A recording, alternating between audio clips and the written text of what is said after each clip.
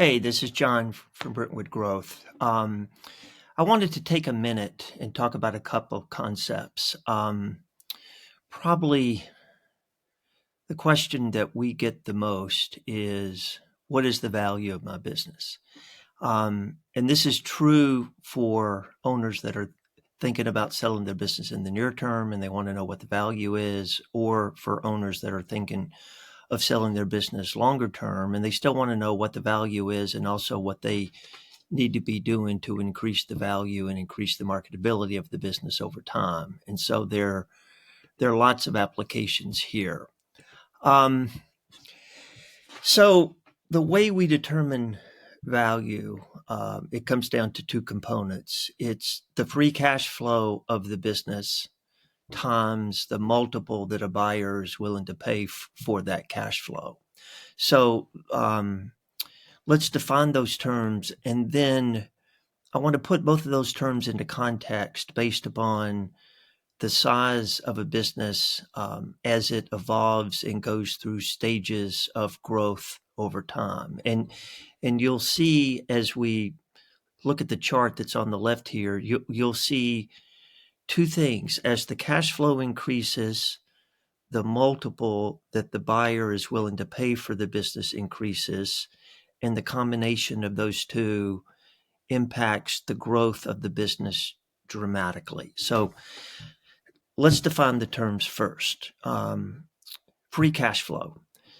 Forget what your tax return shows, because we all do the same thing. We try to get the business to pay for as much as we can to help us from a cash flow standpoint and help us from a tax standpoint. But when it comes time to valuing the business, you want to do the opposite. You want to show a potential buyer what the true profit level of the business is with all of the owner's compensation, benefits, personal expenses, non-reoccurring charges being added back to whatever the tax return shows.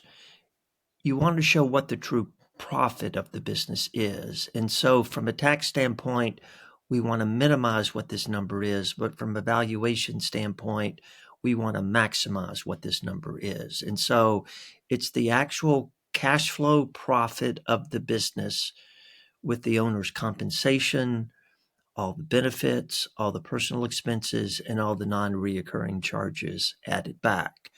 That's half of the equation. The second half of the equation is the multiple of that cash flow that a buyer is willing to pay. Now, buyers measure their risk in purchasing the business based upon the multiple that they're willing to pay. Remember, they're buying cash flow. They're buying the business's ability to produce consistent, repeatable, growing cash flow.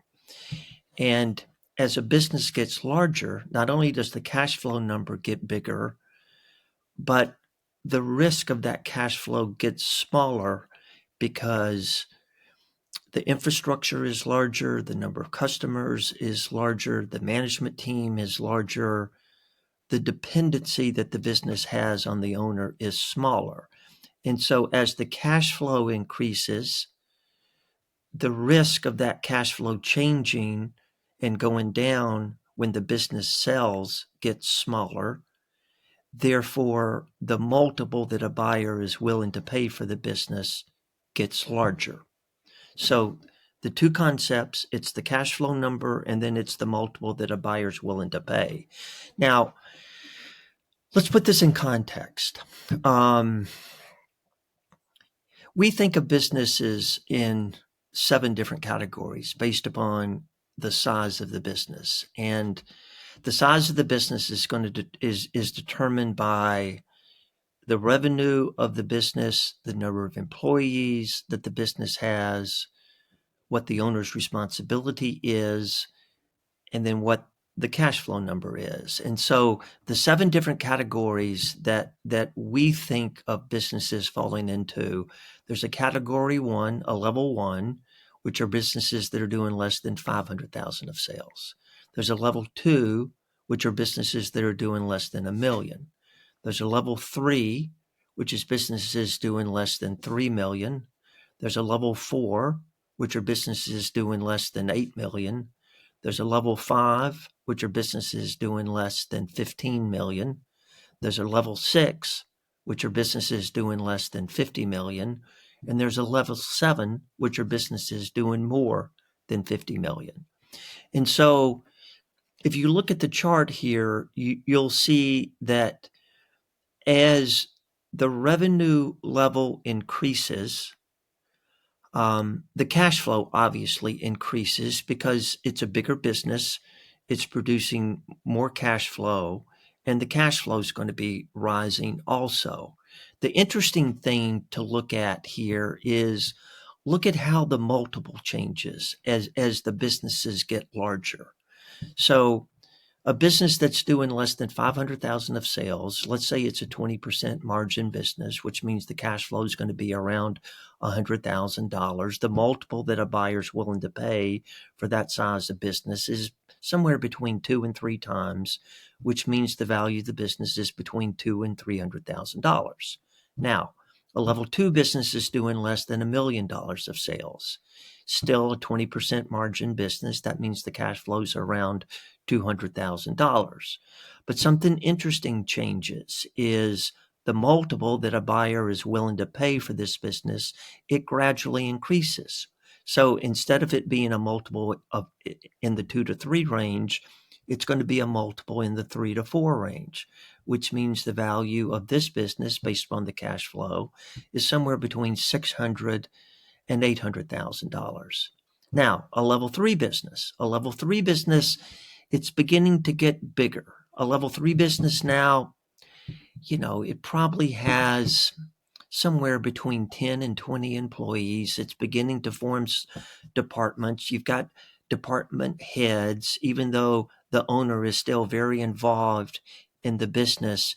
He's beginning to delegate some of the day-to-day operational responsibilities to his management team, which he now has in place. And he's beginning to act more as a president CEO. So a $3 million business, 20% margin, the cash flows around $600,000. And look what the multiple does. The multiple jumps again. It jumps from that 3 to 4 times range to the 4 to 5 times range, which means the business now is worth somewhere between $2 and $3 million. It's beginning to become a real business. Level 4 is a business that's doing less than 8 million. Its cash flow is somewhere under $1.5 million, $1.6 million. The multiple now jumps again. It goes from 4 to 5 times to 5 to 6 times. The reason the multiple grows, the reason the multiple increases is not only is the cash flow bigger, but the dependency that the business has on the owner has gone dramatically down when a business reaches this level. You've got somewhere between 20 and 30 employees at this level. You've got true departments. You've got true managers. The owner is not involved in the daily operations of the business. He's managing the managers. He can go on a vacation. He can turn his phone off for 2 weeks, a month, and the business is fine. There is greatly reduced dependency that the business has from a daily operational standpoint on the owner, their department heads. There's maybe a general manager in place. There's less risk that when the owner departs, the cash flow is going to be impacted. And so because there's less risk in the cash flow changing, there's less risk in the acquisition. The buyer's willing to pay a higher multiple again. Now, the multiple jumps up in the 5 to 6 times range, and the value of the business is somewhere between 8 million and 9.5, 10 million. And you'll see how the progression here continues. A level 5 business is doing less than 15 million of sales. The cash flow is around $3 million. The multiple jumps again to somewhere in the 6 to 8 times range. The value of the business 18 to 24 million, a strong, very valuable business. A level 6 business, the numbers change again. You've got a $50 million business that's kicking off 10 million of cash flow. The multiple jumps to the 10 to 12 times range. The value of the business is somewhere between 100 million and 120 million. And a level 7 business, you've got cash flow over, you've got sales over 50 million, you've got cash flow over 10 million, and you've got a multiple that's going to be in excess of 15 times. Now, the point that I want to get across here is as businesses go, as they progress over time, and as they continue to grow over time, and as they move through these various levels, the revenue changes, the cash flow changes, the number of employees change, the owner's responsibilities change, the risk to the cash flow changes, and the multiple that a buyer is willing to pay for the business continues to change also. That's called multiple expansion. And it's very important from a valuation standpoint to understand the significance of multiple expansion and understand what multiple the business is going to sell for and how buyers are going to look at the business. And as you're maybe thinking about selling your business today, you can think about which one of these levels the business falls into and what the revenue is and what the cash flow is and what the multiple is and ultimately what the valuation is. And if you're thinking about selling the business at some point down the road, you might be a level 2 or a level 3 business today.